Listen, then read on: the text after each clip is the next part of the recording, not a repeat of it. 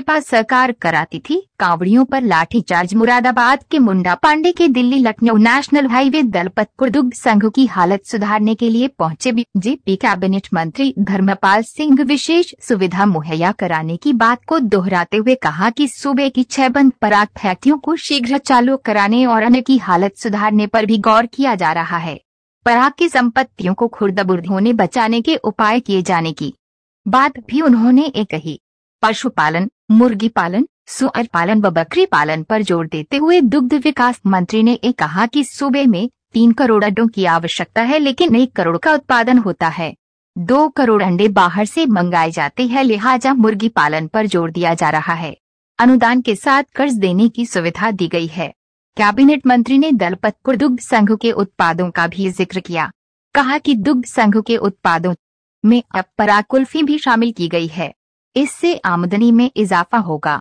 इसका स्वाद भी उपभोक्ता चख सकेंगे। उन्होंने गुणवत्ता कायम रखने पर भी जोर दिया। इस मौके पर दुग्ध संघ के चेयरमैन प्रदीप सिंह भी मौजूद थे। समाचार टीवी से शावेज खान की रिपोर्ट। मुरादाबाद मंडली ने पश्चिमी उत्तर प्रदेश को मुरादाबाद से एयर सेवा प्रारंभ हो जाना उपयोगी है और इससे आज जो एयर सर्विस प्रारंभ हुई है मुरादाबाद से और निकट भविष्य में मुरादाबाद से बंगलौर और बॉम्बे अन्य स्थानों पर भी सुविधाएं देने का काम एयरलाइंस के होंगे।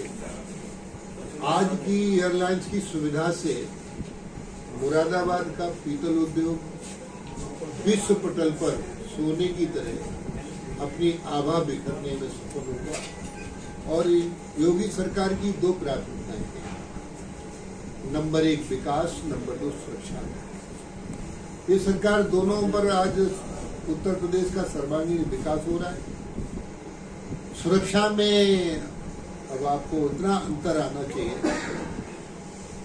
डीजे बजाने पर कावड़ यात्रा में जो पुलिस लाठी चार्ज करती थी, आज वही पुलिस कावड़ियों का स्वागत सत्कार कैंप लगाकर करती है। कावड़ियों की यात्रा में सम्मिलित होकर गंगा जल लाते हैं और एक मुख्यमंत्री जो थे समाजवादी पार्टी के, वो कावड़ियों पर लाठी चार्ज कराते थे और एक मुख्यमंत्री भारतीय जनता पार्टी के योगी आदित्यनाथ, वो कावड़ियों पर पुष्प वर्षा करते हैं। आज मैं मुरादाबाद में देख रहा हूँ विभाग के अधिकारी भी कावड़ियों का स्वागत कर रहे हैं। जनता के लोग भी कावड़ियों का स्वागत करने के लिए अपने स्टॉल्स लगाए हुए हैं और कल मुझे सूचना मिली, कल यहाँ पैर रखने तक की जगह नहीं मिलेगी। ये हमारा देश आस्था और सभ्यता का देश है। साथ साथ आस्था और सभ्यता में भारतीय परंपरा में पहले 4 बातें गांव में आवश्यक होती थी। नंबर 1 गौशाला, नंबर 2 पाठशाला, नंबर 3 व्यायामशाला और नंबर 4 यज्ञशाला। इन 4 शालाओं के आधार पर हमारी अर्थव्यवस्था डिपेंड करती थी। गाय पर आधारित खेती होती थी। आज दुर्भाग्य कुछ उत्तर प्रदेश में और सब जगह ऐसी स्थिति हो रही है, देसी गाय को दूध देने के बाद छोड़ने का काम। देसी गाय गाय नहीं है, देसी गाय का दूध दूध नहीं है। एक संत से पूछा गया कि दूध किसका बढ़िया होता है, उसने कहा कि दूध भैंस का अच्छा होता है। तो कहा आपने भैंस का दूध बता दिया, तो गाय का अच्छा होता है। बोले गाय का दूध दूध नहीं है, गाय का दूध अमृत है। तो इसलिए हम अब देसी नस्ल की गायों को बचाने के लिए योगी सरकार प्राथमिकता पे काम कर रही है।